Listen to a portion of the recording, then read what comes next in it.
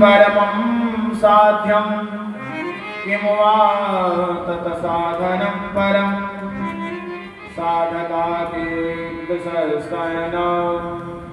तदिदं ब्रूहि तत्त्वतः। शौनकादिक ऋषि ब्रह्मा जी से 3 प्रश्न करते हैं। पहला, साध्य कौन है? दूसरा, साधन क्या है? और तीसरा प्रश्न कहते हैं कि साधक कौन है? 3 प्रश्न करते हैं। साध्य कौन है, साधना क्या है और साधक कौन है?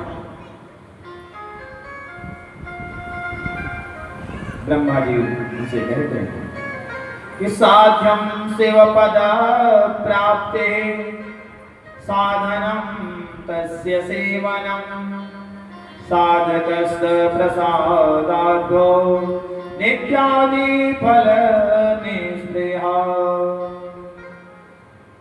ब्रह्मा जी कहते हैं कि हे श्रेष्ठ ऋषियों, शिव पद की प्राप्ति ही साध्य है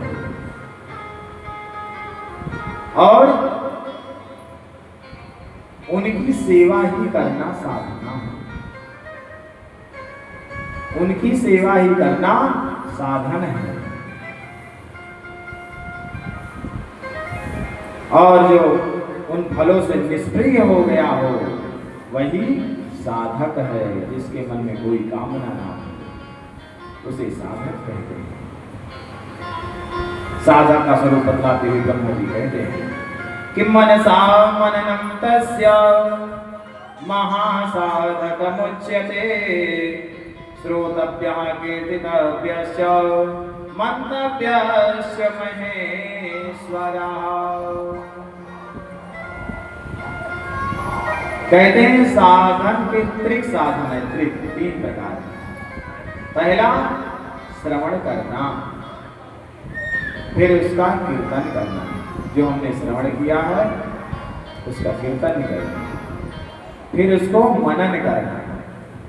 मन ही मन मनन करते हैं कि हमने आज ऐसी कथा सुनी। ये त्रिक साधन बताए गए हैं। सत्संगमेन भवति श्रवणं पुरस्तात् संकीर्तनं पशुपतेरदतादृशस्यात् सर्वोत्तमं भवति तन्मननं तदन्ते सर्वं हि संभवति शंकर दृष्टिपाते। ब्रह्मा जी कहते हैं कि सत्संग से श्रवण की पुष्टि होती है। जब सत्संग करते हैं तो हमारा श्रवण पुष्ट होता है। जब श्रवण हमारा पुष्ट हो जाता है तो श्रवण के पुष्ट हो जाने पर संकीर्तन दृढ़ हो जाता है। फिर हम संकीर्तन करने लगते हैं, वो श्रवण करते हैं।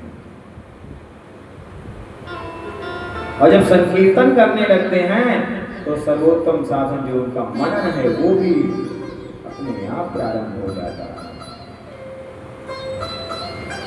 और फिर ब्रह्मा जी कहते हैं ये सब कब संभव हो पाता है?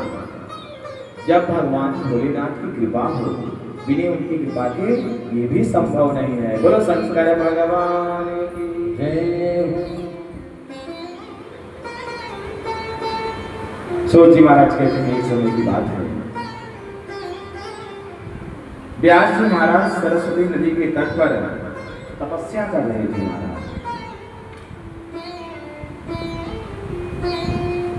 उसी समय वहां पे सनकादिक ऋषियों का आगमन हुआ।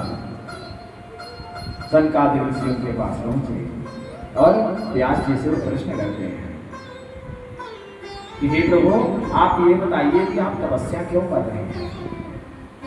हम ये जानना चाहते हैं आप तपस्या क्यों कर रहे हैं?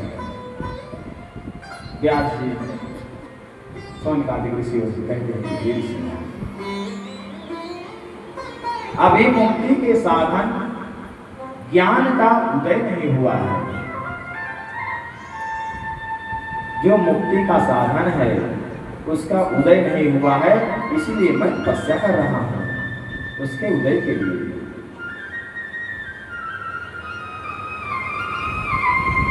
सनकादिक ने व्यास जी से इन्हीं त्रय साधन का उपदेश दिया था।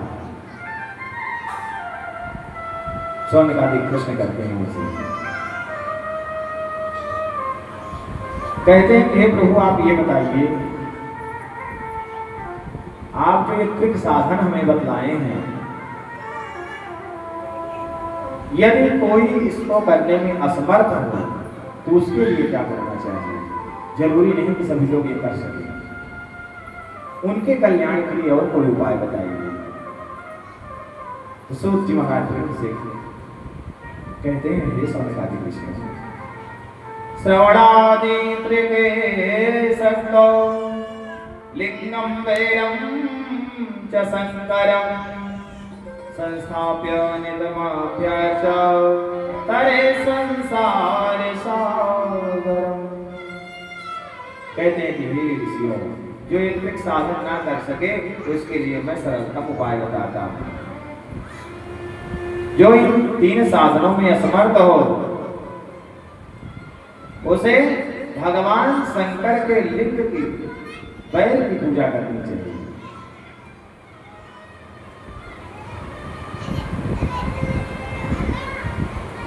पार्थिव शिवलिंग की पूजा करनी चाहिए और इसी पार्थिव शिवलिंग से त्रिक साधन का उसे फल प्राप्त हो जाएगा और कुछ करने की उसे जरूरत नहीं है। फिर सौनकादि प्रश्न करते हैं इनसे, कहते हैं हम ये जानना चाहते हैं कि अन्य देवताओं की जो पूजा होती है सिर्फ मूर्ति में ही होती है, लेकिन भगवान शिव की पूजा मूर्ति और लिंग के रूप में क्यों होती है? दोनों रूप में क्यों होती है? और इन्हीं की क्यों होती है और सबकी क्यों नहीं होती? सूत जी कहते हैं सुनो, भगवान शिव परम ब्रह्म निरंकार होने से उनकी पूजा लिंग और मूर्ति दोनों प्रकार से होती है। दो ही लोग हैं जिनकी पूजा लिंग और मूर्ति के रूप में होती है। एक तो नारायण है जो कि शालिग्राम के रूप में उनकी पूजा होती है, एक भगवान शिव हैं जिनकी पार्थिव शिवलिंग के रूप में पूजा होती है। सूत जी महाराज कहते हैं दोनों में भेदभाव नहीं समझना चाहिए, ये दोनों एक ही है महाराज, ये अलग नहीं है। बोलो शंकर भगवान हरे हर एक हैं दोनों, न ये कम है न वो कम